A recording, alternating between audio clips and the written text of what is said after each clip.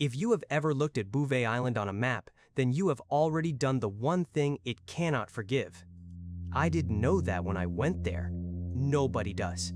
Bouvet is a Norwegian island in the Southern Ocean, far enough from everything that distance stops meaning much. It is ice, black rock, fog, and a strip of shore that only exists because the sea has not taken it back yet. You don't sail there. You come in by helicopter, low over water that looks like hammered lead, and you hope the fog stays where it is. The pilot didn't speak much on the way in. Neither did Eric Nystad.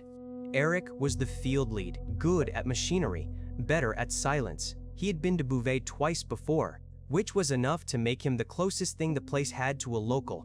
We were there to replace a satellite transmitter at the Norvegia station. Routine work. That was what the paperwork called it. Routine work.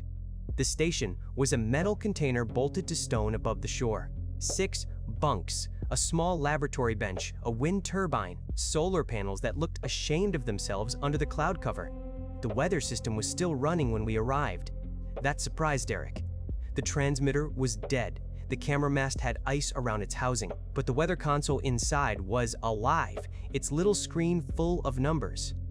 Wind speed, cloud density, barometric pressure, all of it stamped 3 days ahead. Eric stood behind me while I checked the clock. Then he checked his own watch. Neither of us said anything for a while. The forecast was specific. It gave wind direction, temperature, visibility. Then it gave a weather warning. Severe turbulence expected during helicopter recovery. 2 personnel presumed missing. Eric reached over my shoulder and shut the screen off. It came back on by itself. That night, the wind changed. It came down from the glacier in long, hard bursts, shaking the station walls. I lay awake in my bunk listening to the metal flex. Around 3 in the morning, the emergency radio started transmitting. Not receiving. Transmitting. A distress signal repeated every 30 seconds. Eric got there first. He had the radio receiver open on the desk, cables hanging loose, his face pale in the blue light. "That is our aircraft," he said. I asked him what he meant. He pointed at the identification code on the display. It belonged to the helicopter that had landed us there. The signal included coordinates. Not in the water, not on the island. The coordinates were inside the station. We went outside at first light. There was nothing near the building except our tracks from the day before, already softening under fresh snow. The signal continued. It came from beneath us. Eric found the source near the lower storage wall. A patch of snow had collapsed beside an old fuel line, exposing a rectangle of black plastic, an emergency beacon. New enough that the casing still had a shine to it. It was buried under almost 2 feet of packed snow. Eric brushed the side clean with his glove. There was a name printed beneath the serial number. His name. Not a similar one. Eric Nystad. He stopped moving. I asked whether he had lost one before. He said no. Then he said something worse. He said he had never owned one. The snow started again before noon.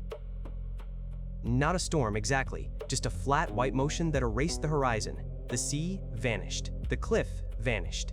The helicopter pad vanished. By late afternoon, the whole island seemed to be standing inside a blank room. That was when Eric saw the boat. He found it through the station's side window. A dark shape in the lagoon below. At first I thought it was rock. Then the wind shifted and the shape rolled in the gray water. Lifeboat. We went down together. The lagoon was half frozen, crowded with broken ice and kelp. The boat rested near the far edge, caught between 2 rocks. It was about 20 feet long, white paint worn away to bare wood in places.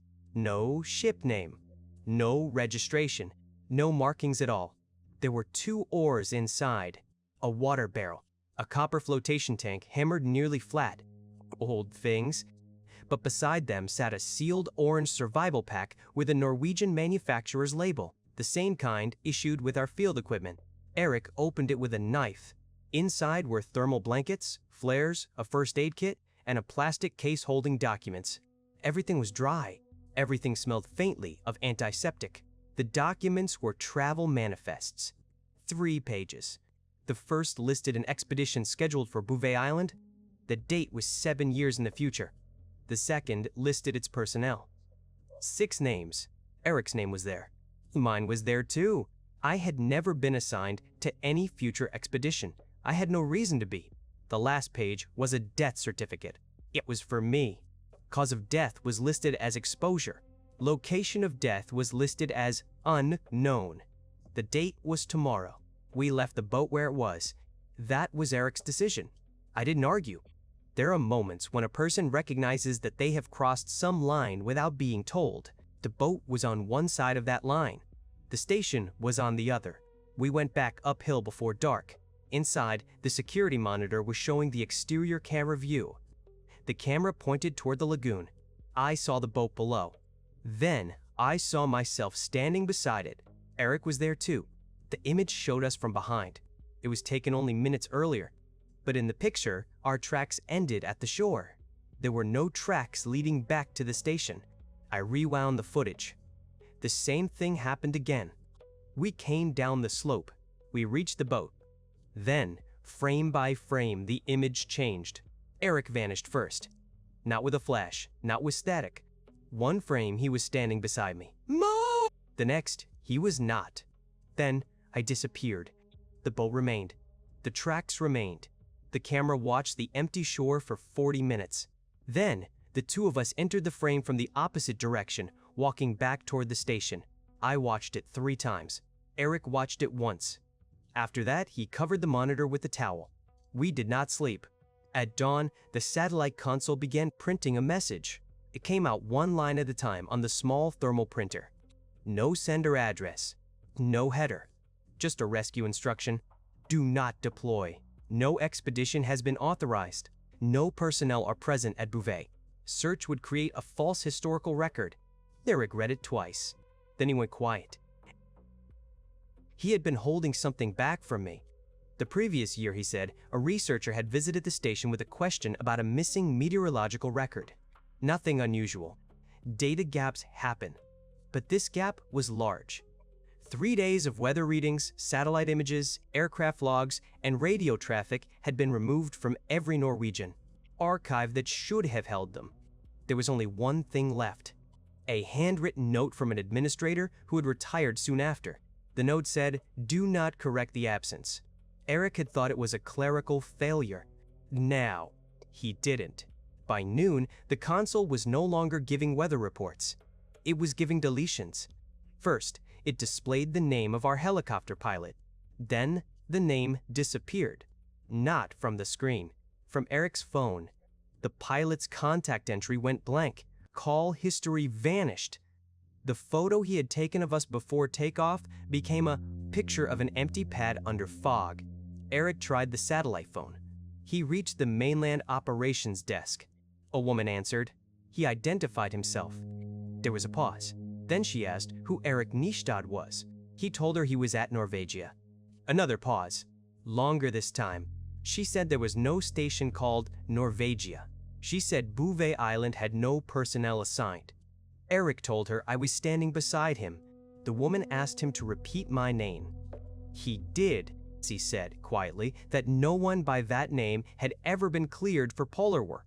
Then the call ended. We went outside because neither of us could stand the room anymore. The fog had lifted a little. Far out over the water, we heard the helicopter. It had returned early. We ran for the pad. The aircraft emerged from cloud, circled once, then came lower. The pilot was visible through the windshield. He looked directly at us. Then he flew past. Eric screamed into the radio. The pilot answered after several attempts. His voice shook. He said he could see the island. He could see the sea. He could see something that looked like a weather station, but every time he tried to focus on it, he forgot why he was there. He said there was nobody on his passenger list. He said he had no record of bringing anyone to Bouvet. Then he apologized and flew away. That was when Eric understood it. The island was not haunted. It was not cursed. It was not even interested in us. It was correcting something. Every visitor brought proof that Bouvet could be reached. A flight plan, a radio call, a name on a manifest, a photograph. The island took that proof apart. It didn't remove people from the island.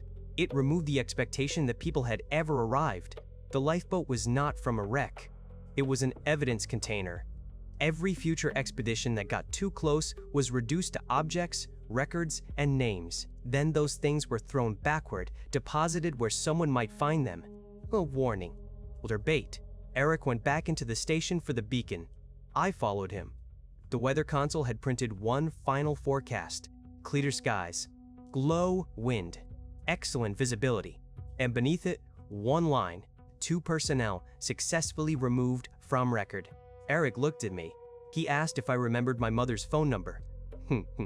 He asked if I remembered the street where I grew up. I could picture the house. But the street had no name. The station camera outside was still running. The towel had slipped from the monitor. On the screen, the shore was empty. The boat was gone. Our tracks were gone. The station itself was beginning to blur at the edges. I made this recording before the batteries failed. Not because I think someone will rescue us. That part is over.